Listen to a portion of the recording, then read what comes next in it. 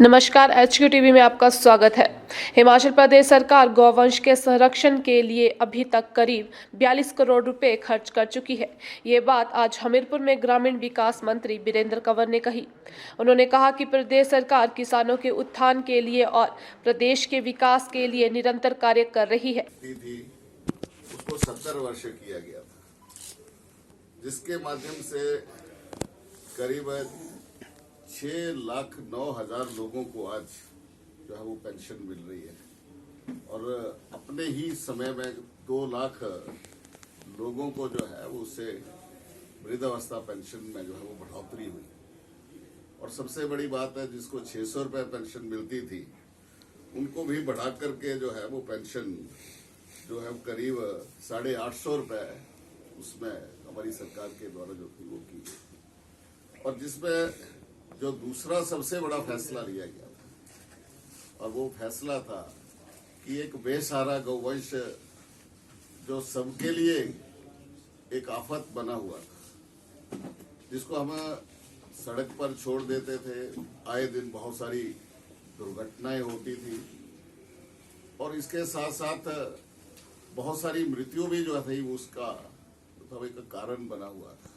किसानों ने फसल छोड़ दी थी और ऐसे में माननीय मुख्यमंत्री जी ने कहा कि गौ हमारी आस्था का विषय है और इस करके हमें गौ सेवा योग जो है वो प्रदेश के अंदर बनाना है, जहां हम गौ का संरक्षण भी करेंगे और गौ का संवर्धन भी करेंगे। इन 4 वर्षों के अंदर जहां हमने गौ सेवा योग का गठन भी प्रदेश स्तर पर किया और उसके माध्यम से हमने जो गौवंश के लिए कुछ एनजीओ गौशालाएं चलाती थी, हमने गौ ग्रास के रूप में 500 रुपये देना शुरू किया। इसके साथ साथ बड़ी गौशालाएं और छोटी गौशालाओं का हमने प्रदेश के अंदर विस्तार किया, जिसके ऊपर हमने करीब 31 करोड़ रुपए जो है वो इन 4 वर्षों के अंदर प्रदेश में जो है वो खर्च किया। और गौ ग्रास के रूप में भी हमने 11.5 करोड़ रुपए जो है वो अब तक राशि जो है वो गौशालाओं को जारी की। और उसके परिणाम स्वरूप जब पशु गणना हुई तो जो 34,000 का आंकड़ा था, आज वो घट करके जहाँ उसमें 6,000 ही ऐसी गौशालाएं थी जो जिसमें 6,000 के पशु जो थे या गौवंश जो था वो रखा गया था। अब ये बढ़कर के 20,000 से ज्यादा की संख्या जो है वो हो गई है। हम हर जिला के अंदर बड़ी बड़ी गौ सेंचुरीज बना रहे हैं, लेकिन कुछ जिले ऐसे हैं जहां पर जमीन उपलब्ध ना होने के कारण हमें कठिनाई भी जो है वो बहुत ज्यादा आ रही है। इस और हमने बहुत अच्छा काम किया है। अगर आप देखेंगे तो शिमला से अगर चलेंगे तो आपको कांगड़ा तक की सड़कें, जहां अब पहले से कम गौवंश जो है वो आपको सड़क पर मिलेगा। लेकिन हमने एक टारगेट किया हुआ है कि अगले महीने तक और नई 4 गौ सेंचुरीज जो है वो बन करके तैयार हो जाएगी और फिर अगले 3 महीने में और 2-3 जो है वो तैयार हो जाएगी। यानी कि जून महीने तक हमारा ये टारगेट है कि हम अधिकांश गौवंश को जो है वो सड़क से जो है वो उठा सकें। दूसरा, पिछले बजट में माननीय मुख्यमंत्री जी ने एक और निर्णय किया कि जो हमारी माताएं हैं, बहनें हैं, उनको 70 वर्ष तक का इंतजार न करना पड़े और इसके लिए उन्होंने एक स्वर्ण जयंती नारी सबल योजना शुरू की और उसके माध्यम से भी करीब 65 वर्ष की आयु की से नीचे जितनी भी महिलाएं हैं, 65 वर्ष से ऊपर और 69 से नीचे, उनके लिए 1,000 रुपए की पेंशन जो है उसकी जो है उसमें स्वीकृति दी। और ऐसे में जो बजट में 30 से ज्यादा योजनाएं उसमें पहले बजट में माननीय मुख्यमंत्री जी लेकर के आए। लेकिन इसमें सबसे बड़ी बात है, योजनाएं बहुत आती है लेकिन कितनी धरातल के ऊपर उतरती है, ये ज्यादा महत्वपूर्ण है।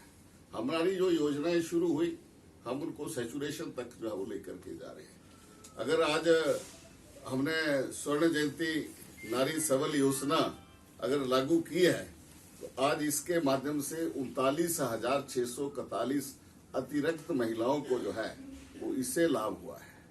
इसके बाद हमने जनमंच का आयोजन पूरे प्रदेश तक तब तक जो है वो किया गया।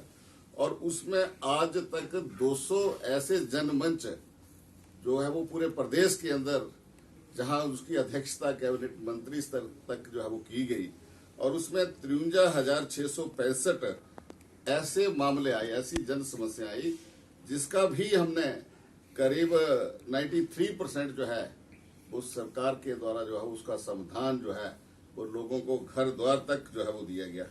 इसके बाद जहां मुख्यमंत्री सेवा संकल्प योजना 1100 नंबर पोर्टल, जिसमें भी जितनी हमारे पास संविधान समस्याएं आई लोगों ने रखी, उसकी 86% जो है वो सरकार ने जो है उसका समाधान दिया है। और एक और महत्वपूर्ण योजना उज्ज्वला योजना माननीय प्रधानमंत्री जी ने केंद्र में शुरू की थी, और जिसमें ये कहा गया था कि जो लोग संपन्न हैं और वो अपनी जो सब्सिडी है उसको त्यागना चाहते हैं, छोड़ना चाहते हैं, ऐसे संपन्न समाज जो है वो आगे आए। और उज्ज्वला योजना के माध्यम से हम गरीब व्यक्ति को जो है, गरीब महिला को जो है वो फ्री में गैस का कनेक्शन जो है वो दे सकेंगे। और ऐसे में करीब 7 करोड़ महिलाओं को पूरे देश के अंदर जो है वो गैस के कनेक्शन फ्री में उपलब्ध कराए। जबकि हिमाचल प्रदेश की सरकार इससे आगे बढ़ी, 2 कदम आगे बढ़ी। उन्होंने कहा कि कोई भी महिला जो उज्ज्वला में कवर नहीं होती है लेकिन गरीब है और गैस का कनेक्शन लेना चाहती है, ऐसे में हमने 3,23,000 परिवारों को जो है वो गैस के कनेक्शंस हमने फ्री में उपलब्ध कराए। यानी कि हम इस योजना को संपूर्णता तक, सैचुरेशन तक जो है वो हम प्रदेश के अंदर जो है वो इस गृहिणी सुविधा योजना को जो है वो लेकर के गए हैं। और आज उसी तरह से माननीय प्रधानमंत्री जी ने इस देश के अंदर 10 करोड़ लोगों को, परिवारों को आज हेल्थ कार्ड, जिसमें 5 लाख रुपए तक अपने परिवार का इलाज, अगर कोई गंभीर बीमारी भी होती है तो उसमें करवा सकते हैं।